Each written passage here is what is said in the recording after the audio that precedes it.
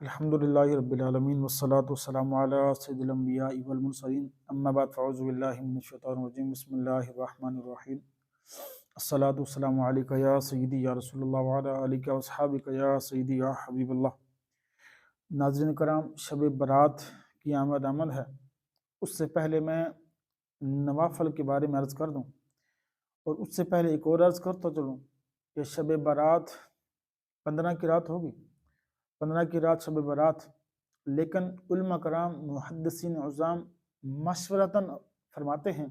کہ 14 کی دن یعنی 14 شعبان کے دن عصر کے بعد اعمال نامے رب کے حضور حاضر ہوتے ہیں۔ تو بہتر یہ ہے کہ انسان 14 شعبان کا بھی نفلی روزہ رکھ کے اس کی نیت کر لے، اور 15 کا بھی روزہ رکھے، اور شعبان معظم کی 14 کا دن ہو تو روزہ رکھے، اور عصر کے بعد وہ رب کی حضور حاضر ہو جائے، مسجد میں نفلی اعتکاف کا نیت کر لے، نفلی اعتکاف کی نیت کرے، اور مسجد میں ہی روزہ افطار کر کے نماز مغرب بعد جماعت ادا کرے۔ اس طرح اس کے نامہ اعمال میں بہت سارا ثواب لکھا جائے گا۔ تو اسی طرح 6 رکعت نماز نفل، جو کہ محدثین اور معمولات اولیاء میں سے ہیں، معمولات اولیاء میں سے ہیں کہ وہ یہ ادا فرمایا کرتے تھے۔ تو بہرحال وہ 6 رکعت جو نوافل ہیں ان کا طریقہ عرض کرتا چلوں کہ مغرب کے فرض، سنت اور نفل ادا کرنے کے بعد یہ 6 نوافل 2 کر کے ادا کرنے ہیں۔ پہلی 2 رکعتوں میں یہ نیت کرنی ہے کہ دل میں یہ تصور کرنا ہے، ویسے جو نیت 2 رکعت نماز نفل اللہ تبارک و تعالیٰ کے، اور نیت دل میں یہ کرنی ہے کہ یا اللہ ان 2 رکعتوں کے برکت سے مجھے درازی عمر بالخیر عطا فرما، اور دوسری 2 رکعتوں میں یہ نیت کرنی کہ یا اللہ ان 2 رکعتوں کی برکت سے بلاؤں سے میری حفاظت فرما، اور تیسری 2 رکعتوں کے لیے یہ نیت کرنی ہے کہ یا اللہ ان 2 رکعتوں کی برکت سے مجھے اپنے سوا کسی کا محتاج نہ فرما۔ تو ان 6 رکعتوں میں سورۃ فاتحہ کے بعد یعنی پہلی رکعت میں سبحانک اللہم اعوذ باللہ بسم اللہ سورۃ فاتحہ پڑھنے کے بعد کوئی سورت پڑھ سکتے ہیں، لیکن زیادہ بہتر یہ ہے کہ قل هو اللہ احد یہ سورت 3 مرتبہ پڑھ لیں، اس سے قرآن پاک پورا پڑھنے کا ثواب ملے گا ایک رکعت میں، اور دوسری رکعت میں بھی بسم اللہ سورۃ فاتحہ مکمل پڑھیں، اور اس کے بعد قل هو اللہ احد وہ 3 بار پڑھ لیں۔ اس طرح کر کے 2 کر کے 6 رکعت مکمل کریں، لیکن یاد رکھیں کہ ہر 2 رکعت کے بعد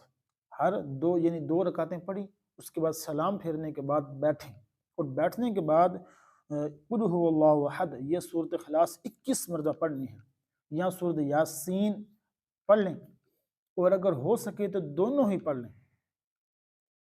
اور اسی طرح اگر ہو سکے تو کوئی جماعت کروانے والا سورۃ یاسین ایک بندہ پڑھی اور دوسرے سماعت فرما لیں، اس طرح میں ہو سکتا ہے۔ لیکن جب سورۃ یاسین شریف تلاوت ہو رہی ہو تو اس وقت ذرا توجہ کے ساتھ سننے والا سنے لازم، ورنہ گناہ گار ہوتا ہے۔ تو خیر عرض کرتا چلوں کہ ہر بار سورۃ یاسین شریف کے بعد یعنی سورۃ اخلاص قل هو اللہ احد وہ 21 بار پڑھیں، اور سورۃ یاسین شریف اگر ہو سکے وہ بھی پڑھ لیں، اگر نہ پڑھے تو کوئی حرج نہیں، لیکن پڑھ لیں، اس کا ثواب بہت زیادہ ہے۔ تو خیر اس کے بعد دعائے نصف شعبان ہر بار ان 2 رکعت نماز نفل پڑھنے کے بعد پڑھ لیں، اور اس کے بعد علاوہ علماء کرام فرماتے ہیں کہ اگر کوئی انسان اس رات میں یا کوئی کسی رات میں بھی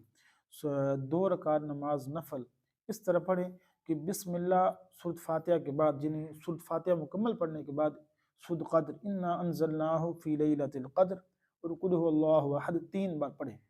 اور دوسری رکعت میں سورۃ فاتحہ کے بعد انا انزلناہ فی لیلۃ القدر یہ سورت اور قل هو اللہ احد یہ سورت 3 بار پڑھے،